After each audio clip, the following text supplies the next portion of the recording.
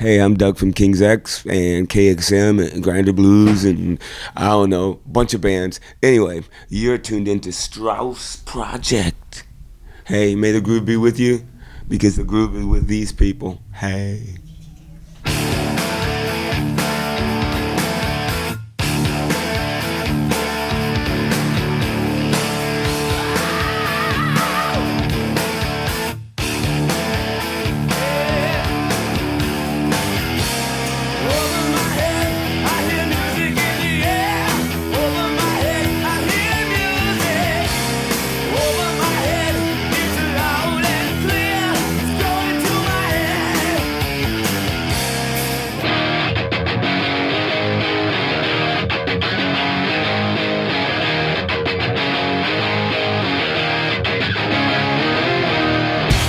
Straus Project rolls on. We are at the Arcada Theatre in St. Charles, and I'm here with Mr. Doug Pinnick of King's X. How you doing? You're so professional. Oh, stop. We were just doing some off-air kind of stuff and deep in it. I want to get right back into it, man. I don't want it if it ain't real. It's, okay, we were talking, I walked in literally, and you were talking about the Hendrix tour that you're going to go on, and I know he's a huge influence on you, and you did a full Hendrix album too. Yeah, I did. You know, I guess he's a huge influence on me. I never thought about it. You know, a lot of stuff that he does, you know, I mimic, but I never really thought about it like that. I mean, I never sat down and just really sat there and studied. It was like he just kind of kept creeping up on me. And then all of a sudden, this record comes out called Band of Gypsies, and it's Jimi Hendrix, Buddy Miles, and Billy Cox.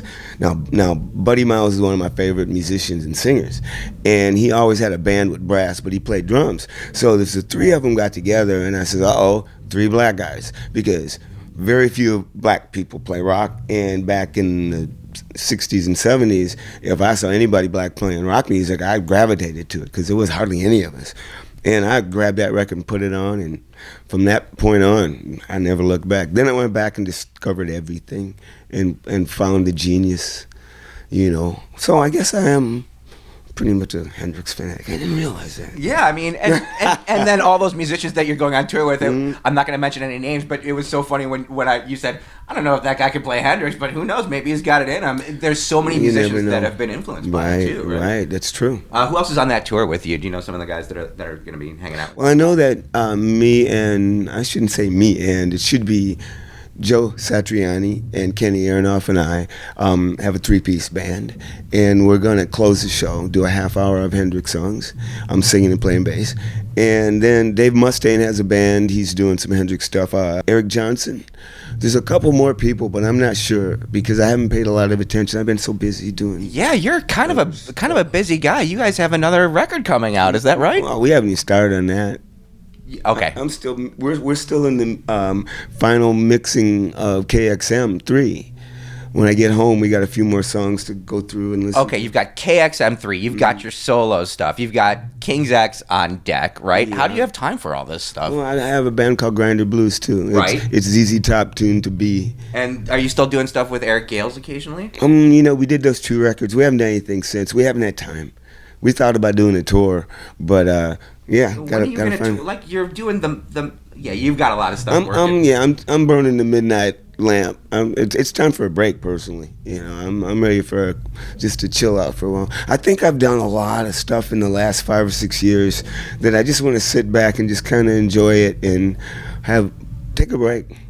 I haven't taken a break 10 years. So. Well, I see you everywhere, and I saw you on a new record from a band called Roxanne. Yeah, Jamie Brown, he does all the KXM videos.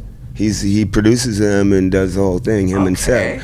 And so that's how I met him. I remember buying a Roxanne record a long, long time ago, but I never did put the two together until I did the video with him.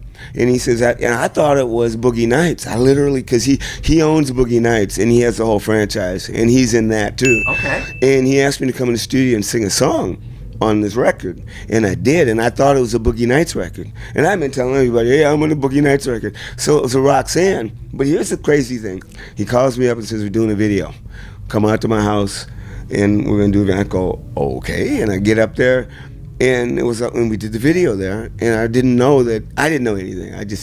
He just put the video out, and then everybody's calling me going, dude, Roxanne, I love that band, and I'm going, wait. I felt like I was in a time warp. Then I went, that's the Roxanne 10 years ago. And I'm going, I didn't know Jamie was in that band. Every day I'm woken up to something new. Yeah, and I learned something too, by the way, just now about him owning Boogie Nights. And that's, I guess, how George and Ray are also on that album as well. Exactly. We're all friends and we all do videos together. It's family. Oh, that's fantastic. So you're on a Van Halen record as well. You're doing covers as well. Van Halen tribute record, yeah. I did Light Up the Sky. Oh my God. Okay, I never thought David Lee Roth was a good singer at all. Never did. And I met him. He said to me, I never thought I was a good singer. I bring the circus to town. I'm going, oh, I get it. Then I went home and I got the opportunity to sing this song. And I thought, okay, I'm going to just sing it like Doug sings it. I started to sing it. It was horrible. And I went, oh no, I gotta learn it exactly like he did it. I got my car and drove around town, got stoned, and I learned every mimic and inflection that he did. And when I got done, I went, you're a genius, motherfucker. David Lee Roth, you are a badass. How you sing so great, how you could tell a story and slide in and out of the melody. And I went, oh, wow. And that from that day on, I'm going, okay, much respect, but that's what it took. We're all like that. We don't like things until somebody kicks us. But that's probably one of the proudest. I don't have very many proud moments, but that was one only because I nailed him. And that's what I like. That when I feel like I nailed somebody, that's when I'm happy. When I just do me and everybody loves it, I go, that's just what I do. But let me try to copy Jimi Hendrix, and you go, oh my God, and I go, yeah. Other than that, it's just me. I try to do everybody, but I can't. And that's why that's how everybody becomes original. You just try to imitate everybody else, and it turns into a soup, and it's all of a sudden it's yours. You've got a lot of stuff going. You've got a book. Yeah, there's a Doug Pinnick book out. No, there's a King's X book too. No, okay, there's a Doug Pinnick book. It's called What You Make It. It's sort of like a narration of my life.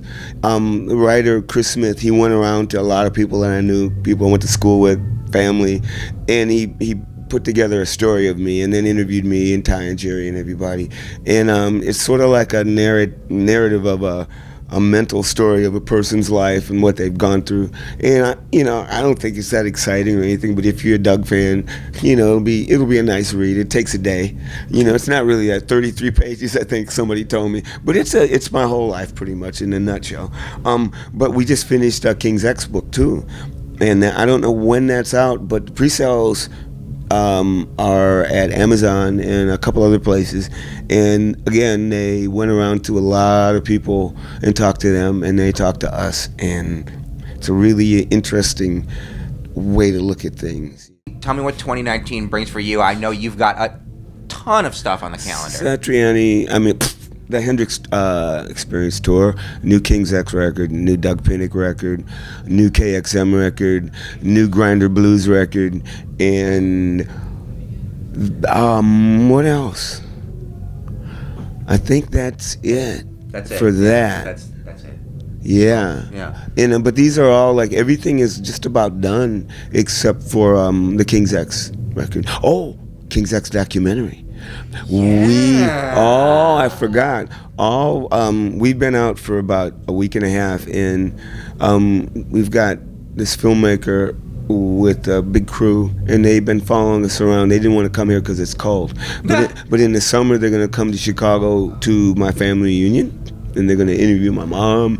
They're going to go to New Jersey, where Jerry grew up at. We're going to take them to school, meet people. It's a real movie documentary. The guy is a really big King's X fan, an amazing documentary. If you've seen some of his documentaries, they're really, really good. So we're really excited, to the point where I'm just letting him do what he wants. So back in Houston, we went around town, went to the first place that we played as King's X, and local watering holes that we played at and stuff, and different where we rehearsed at and things like that. But he's really doing an in-depth kind of thing. It's really deep. He even asked questions where I almost start crying a couple times. We're just going into a lot of deep stuff, and it kind of wore me out too. And even I remember Jerry did a day with him, and he said, Doug, I just got to tell you, sometimes it's going to get hard, this interview. And he said, that's all I'm telling you. And so the guy is really pulling some good stuff out of us. He wants it to be a really, really good movie that really shows us who we are and what we've been through. I'm in. We're excited. I can't wait to see I it. hope it works. Doug Pinnick from King's X. Yeah. Thank you so much for joining Straus Project today. Thanks, Doug. Sorry I'm babbling so much. No, man. Appreciate you, man. You're Thank welcome. you.